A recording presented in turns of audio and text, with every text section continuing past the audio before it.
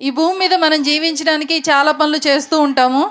అయితే దేవుడు మనకిచ్చిన పనేంటి? దేవుని పని చేయాలి కదా. భూమి మీద మనం జీవించాము, పరలోకానికి వెళ్ళాలి అంటే దేవుని పని మనం భూమి మీద చేస్తేనే వెళ్తాం. ఈరోజు మన పని మనం చేసుకుంటేనే ఆహారం మనకు వస్తుంది, లేకపోతే రాదు. అలాగే పరలోకం రావాలంటే దేవుని పని చెయ్యాలి. అసలు ఆ దేవుని పని ఏంటి, దేవుడు మనకి ఇచ్చిన పని ఏంటి అనే దాని గురించి చెప్పడానికి రాబోతున్నారు Rajiv Gandhi Nagar Sunday school children Sanjay. Good వచ్చిన మీ అందరికీ యేసుక్రీస్తు నామములో నామంటున్నారు. నా పేరు సంజయ్. నేను చెప్పబోయే టాపిక్ దేవుడు మనకిచ్చిన పని. ప్రియమైన దేవుని వారారా, మనుషుడమైన మనందరం ఏదో ఒక పని చేస్తున్నప్పుడు మనకు ఇద్దరు వ్యక్తులు గుర్తుకొస్తారు, యజమాని మరియు పనివాడు. యజమాని చెప్పిన పని పనివాడు చేస్తాడు. పిల్లలమైన మేము మా తండ్రులు చెప్పిన పనిని చేస్తాము.